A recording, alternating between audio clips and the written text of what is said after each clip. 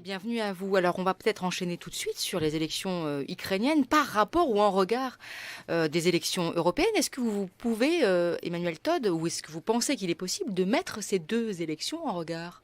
Pas vraiment, si ce n'est que les deux se passent dans des systèmes en désintégration. Mais la désintégration de la société ukrainienne est, je dirais, beaucoup plus avancée que celle des sociétés ou du système européen. Mais il y a une certaine ironie, c'est vrai. Mais je pense que c'est un peu hasard que ça se passe au même moment.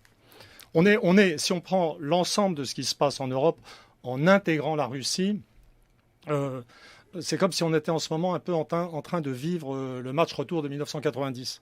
C'est-à-dire, je me souviens d'une image qui était censée être drôle, où on voyait l'Union soviétique se désintégrer en ses composantes, et puis l'Europe, ça devait dater de 92, du projet de Maastricht, etc., se réunissant, etc. Et là, en fait, tous les résultats électoraux de l'Europe, si difficile à analyser dans le détail, mais si clairs dans leur esprit général, montrent qu'on est confronté à un système en désintégration, en fait, désintégration politique. Et au contraire, la Russie est redevenue comment dire, elle est retombée sur ses pieds. C'est-à-dire, elle est redevenue un pôle d'attraction. Et à côté de la Russie, l'Ukraine, je dirais, c'est celle des sociétés de l'ancien système soviétique qui n'a pas trouvé son équilibre, en fait, et dont la désintégration va continuer on peut en parler en détail si vous voulez, va continuer de se poursuivre, quel que soit le résultat de ces élections et quelles que soient les décisions politiques. Il y a des choses plus profondes, en fait. Et la désintégration. Je vais vous dire, c'est très important. La réalité, c'est qu'on a été, et largement à cause probablement de ce leadership absurde du monde, aveuglé au fait que la Russie revenait sur ses pieds. C'est-à-dire que entre 1990 et 2000, le système était en désintégration. Depuis 2000, la Russie a survécu. C'est pas le poutinisme. Poutine, il n'est que la surface de ces choses. Donc on a vu, alors la mortalité infantile a recommencé à baisser assez vite en Russie, même la mortalité masculine, la fécondité a remonté, la balance migratoire est positive, donc la population russe a arrêté de décroître, le taux de chômage est tombé à 4%, même l'agriculture russe redevient présente sur les marchés internationaux. Et donc on a été aveuglé par cette espèce de poutinophobie imbécile au fait qu'un acteur majeur revenait sur la scène internationale et en Europe. C'est ça l'Ukraine.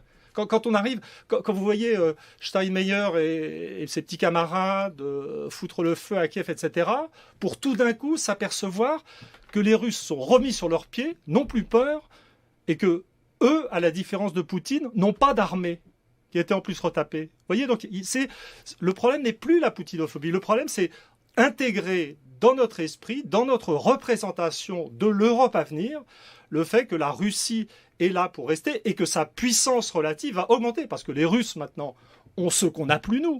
C'est-à-dire, nous, on est un système, les gens sont désespérés, beaucoup plus riches. Hein. On est beaucoup plus riches, tout va mieux, en un certain sens, en termes de confort d'existence.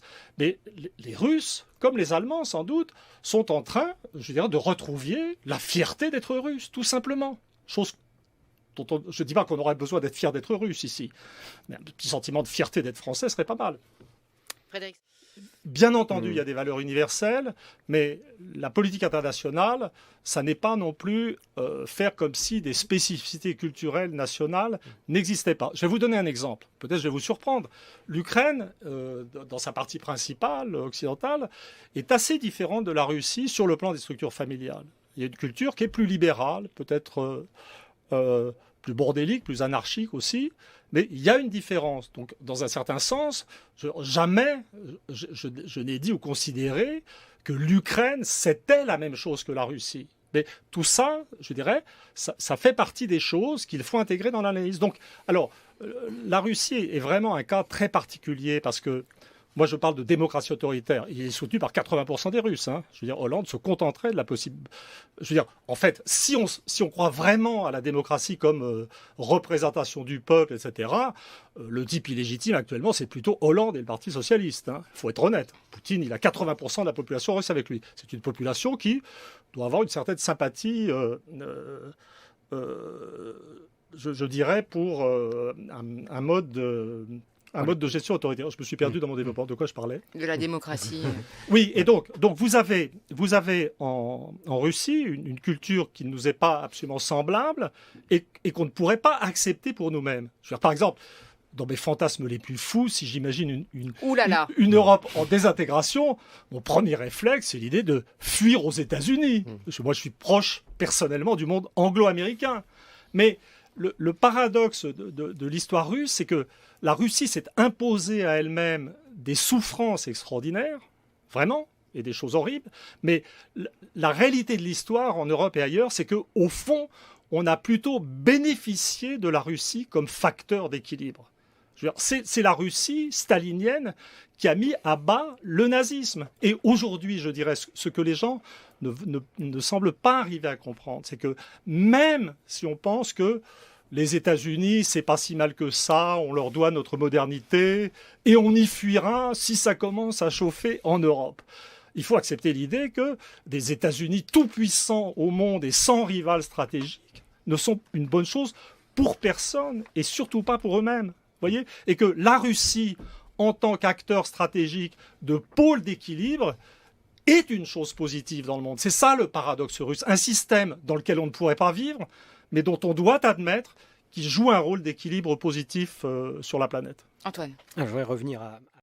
Comment dire, l'Ukraine va continuer. Je peux vous dire pourquoi l'Ukraine va continuer à se désintégrer. C'est très facile. Comment dire, et ça sera grâce à l'Europe d'une certaine manière. Parce que les Russes voulaient prendre le contrôle de l'Ukraine une partie, mais plutôt avec l'idée de retaper l'Ukraine et d'en faire une partie de leur système.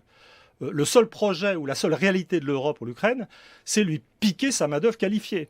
C'est-à-dire que si vous comparez ce que j'ai fait, vous comparez la production de diplômés en Ukraine dans les dernières années, vous regardez le nombre de jeunes diplômés dans les recensements, vous voyez qu'ils ne sont pas là, il y a une hémorragie, et donc ils foutent le camp aux États-Unis, au Canada, sans doute en Europe occidentale, et que plus l'Ukraine sera intégrée à l'espace occidental, plus ça veut dire qu'en fait sa population active qualifiée sera, je dirais, aspirée par le besoin démographique incessant de l'économie allemande, qui est en faillite démographique. Donc ça va continuer. Et